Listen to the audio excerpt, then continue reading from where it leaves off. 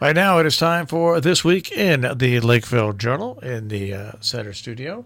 We have Cynthia Hoshwinter. Good morning, Cynthia. Hi there. And I do believe we have Janet Manko on the line. Janet? Good morning. Good morning. How are you? Good. How are you? All right. First things first. We'll get to it, I know, but the towns and villages this year, I like the look of that. Once again, you've got the glossy cover and stuff like that. I want to let Janet talk about the glossy cover, but I want to say this is something new we're doing that I feel like it just makes such a huge improvement. It does. Well, as far as the reproduction of the photos, it certainly helps, and I think it'll stand out as people pick it up, and I hope they start associating it with us. We've done towns and villages for many years now, and Cynthia was the editor on this one.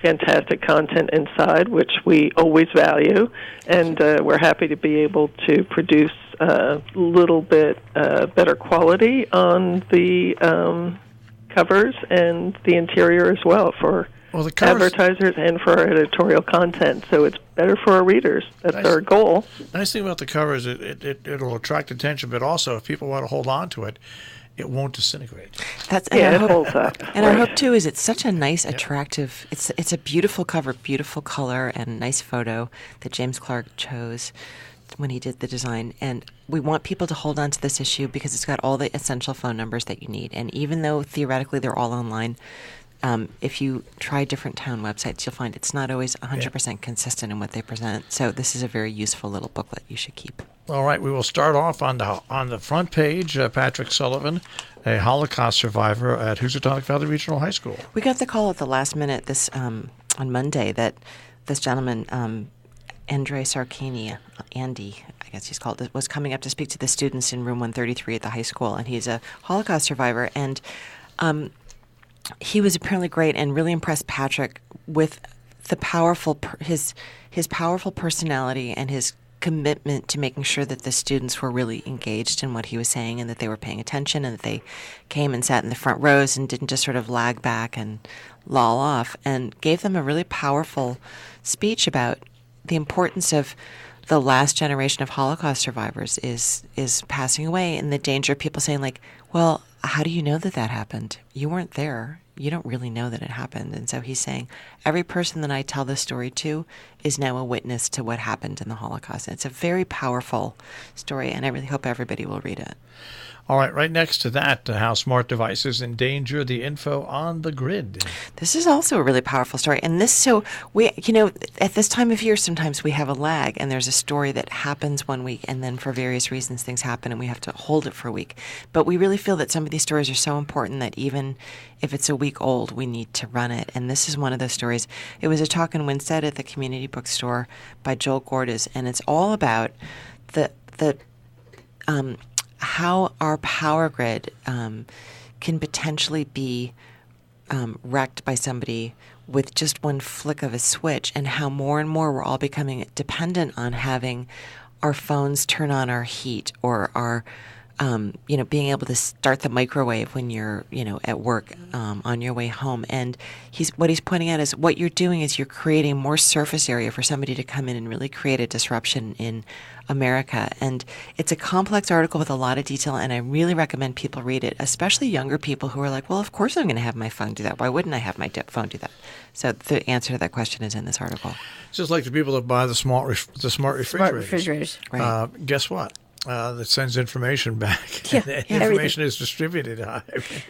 This is what they like. Your smart TV is the same. Your smart watch. everything, and I'm amazed how often I'm sitting in the living room talking to my daughter about something, and something comes up on my email or my Instagram about it, and I feel like, wow, I don't even have Alexa. I know, it's pretty scary. But it's something to be aware of. Yes. We will take a look at the next story, which is done by Deborah Alexinas. This is also fascinating. Now Alexinas. I think she's Greek. Is she related to the Alexinas who was a star basketball player at UConn many years ago? I don't know. I've never asked her Chuck that. She's very tall. Ask her, Chuck Alexinas. If she's tall, then then she's got to be related to Chuck. She's super fun. We love her. She's a great journalist. But find out, because he was the first superstar of UConn college basketball back in the 60s. I'll ask her that. That's a good story. So this is a great story also, we held over for a week from May 6th. But this is something that came up in North Canaan at the budget hearing, which is Kevin O'Connell from Gear came and was sort of saying, hey, we really need the towns to support the Dial-A-Ride. We're getting more and more rides. And, it's a great program when you look at it. It's like, $5 a ride, and they'll take you down to New Haven for your doctor's appointment, or to wherever New Milford, wherever you need to go, and they'll actually set up the appointment for you because they want to be able to set up, multiple trips on one, route so that it's the most efficient. So this is a great, great service, and very inexpensive, and not just for people that are in need or people who are at the local retirement communities. But, it's expensive. And the question is, how are we going to pay for this? And the flip side of this was Norfolk had a very feisty meeting where people came in and they said, we're very unhappy with the way that the ride system is being run. And it was kind of the dark side of it's not as well organized as we'd like. We're not getting as much callback as we'd like. And definitely having their voices heard. But this is a huge issue in an area like ours where you have a lot of older people, you have a lot of people going to doctor's appointments that are far away because our doctors aren't really as available as they used to be in this area, and there's no Uber or Lyft yet. And I'd like to advocate for people to really start doing Lyft up here and Uber.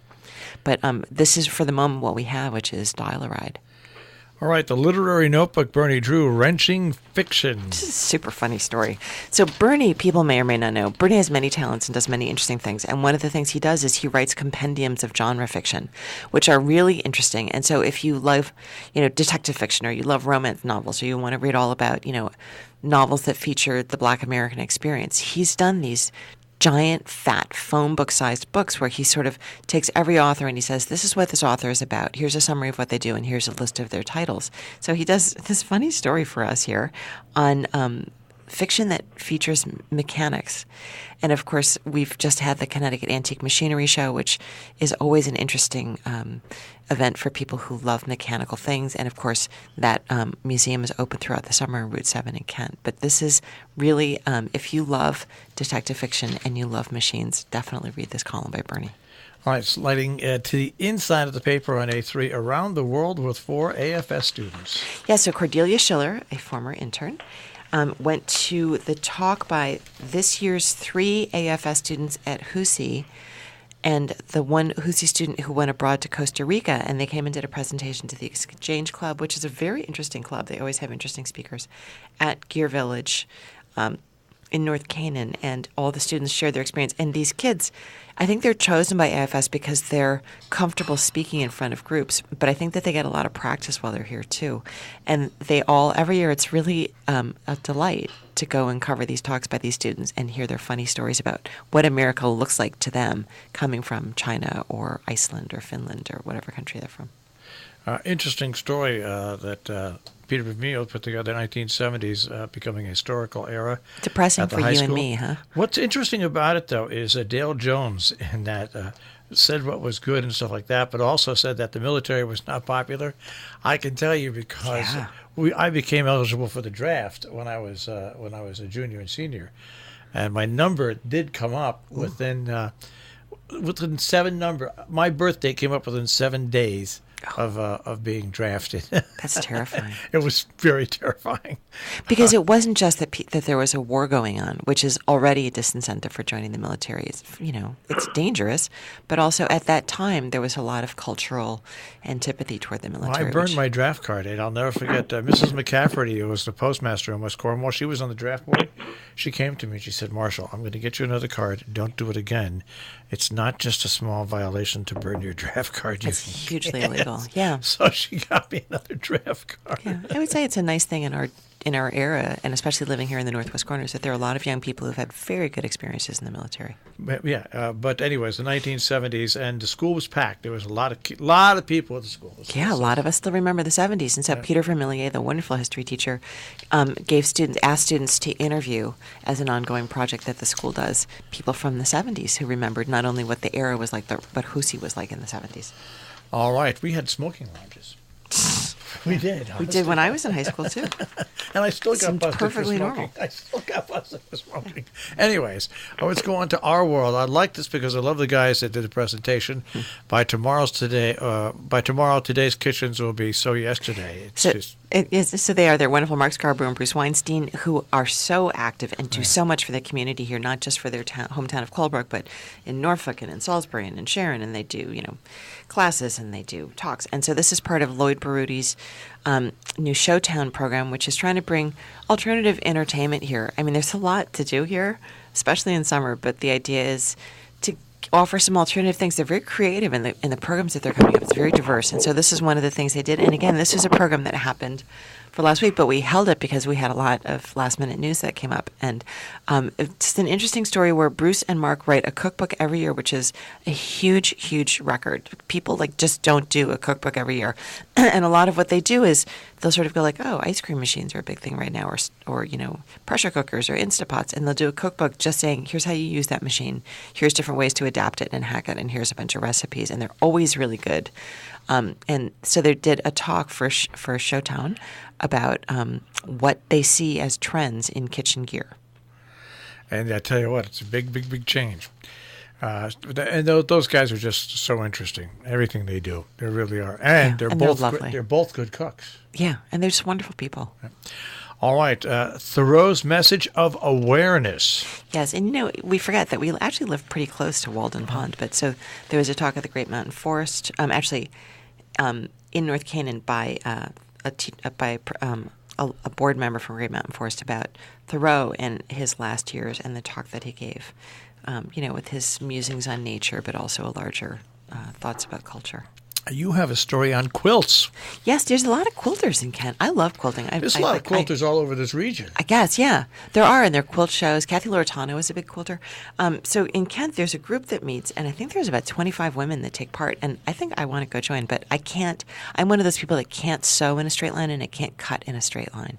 But I think that if I joined them, I would really have fun. But so they sell the quilts as fundraisers, and they're now putting quilts this next weekend all over Kent, and you can go visit them. It's like the gingerbread house thing where you pick up a clue sheet and you get entered into a contest if you fill out your sheet with every quilt. All right, in North Canaan, a story on problem speeders with the Board of Selectmen. We often have problem speeder conversations at selectmen's meetings around here, but I would say that as a person who reads the police blotter every week, because I edit it, I would say there's a lot of car crashes that happen in North Canaan.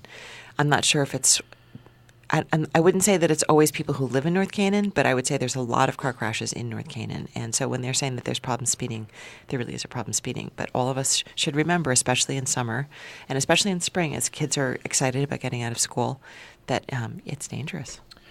All right, Sharon's tax rate decreases to 14.4 mils. Yeah, you don't often see that, and people often say, well, we're spending less money this year, so why aren't my taxes going down? So if you live in Sharon, your taxes are going down. Yay. All right. Now, you've got Elite Fitness, which just moved. Now they're in a much larger space. Right, and it's a nice space on the same property in Lakeville, across the street from the boathouse.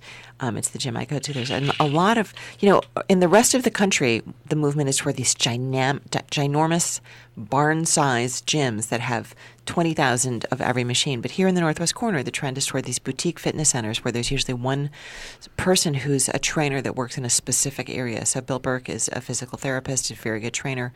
He'd been in this tiny space after giving up his space in Millerton and has now moved to a space that's more than double the size. The steps for the town hall are done, and now the ramps. Yes, and we'll see if how long this renovation lasts. But there's been consistent problems with that entrance to Salisbury Town Hall. Well, we'll hope it's resolved. They started it at a weird time. Then the winter was not a great winter, and the spring has not been a great spring. Every weather-related delay they could actually anticipate happened to them. Everyone. Yeah, there's been a lot of problems with the design of that building too, and with the snow coming off the roof, and it's it's an unhappy reminder that the original town hall was burnt down in the 70s and was rebuilt, and maybe not the best design. Lots of obituaries this week. From Brian Tyler to Harry Hall here in Sharon. Right, young people or older people. Yeah. Harry Hall, of course, a particular favorite of mine, and the father of our advertising sales rep, Libby Hall. Service for him tomorrow at Noble Horizons. So we'll miss him for sure. And also for people who are regular readers of the sports page, he wrote the bridge column for us. So that will no longer continue. And Joseph Hurdle passed away, and they even had at the Millerton Diner a fundraiser for his family. Yeah, this week as well. So our condolences to all the families. On the opinion page, editorial-wise, open information taken seriously. Right. We, of course, are big supporters of open information, and we had written about the fact that North Canaan had a meeting for area towns to talk about open information. They had their town attorney there who's an expert in the field, and this led into a statewide conference, which happened, and which we promised we would write about, and sure enough, here it is. It was on May 3rd, and all kinds of town officials, city officials, journalists, agency officials came from all over the state to talk about open information. It was fascinating to hear what their issues are and what they run into day to day. The Freedom of Information Council manages to make it an enjoyable day as well, and to find humor where they can. And so do give this a read. It describes how they, let us know what we need to be doing if we're running meetings and handling documentation in the state. All right, and you've got letters from suicide to Trump to the Career Experience Program. Lots of letters again this week. Lots of letters on all different topics, and they're all really interesting reads. So, you never know what our readers are going to be thinking about. Some of these are direct responses to items that appeared in the papers, like Richard O'Connor's letter on teen suicide rates, which Cynthia, of course, wrote about on the health page last week, and a couple of other things like that are responses, but otherwise just thinking and sharing thoughts with their neighbors. Anthony Peel's executive privilege versus the power of Congress. Right. This is an important topic right now, and the guy to write about it is Tony Peel. He has an interesting take on it, and, it's important for our country that we all think about it. And the commentary also, part one of two parts. Eric Holder was right about how to try the 9/11 defendants. That's right. In case we forget that we still have Guantanamo and we still have people there who are being tried in the military courts. Charles Church is an expert on this and gives us an update, and it's fascinating, a two-parter. Give it a read, because this also is really important. All right, and as opposed to Sharon's mill rate going down, Salisbury's is going up 2.6%. Yeah, which is a lot, but I got to say, I live in Salisbury. We are so lucky that we have such a low tax rate there. So if it takes that to help pay for the many services that Salisbury provides, I'm okay with it. But read Patrick's story about the town meeting in Salisbury, and that is going up. And then this is actually a really important story by Leela in Cornwall, which is a town that really doesn't, I think a lot of people still don't even have cable there, and has really been sort of left behind by high-speed communications. There's this conversation that's going on now about 5G, which is the newest form of high-speed internet and phone.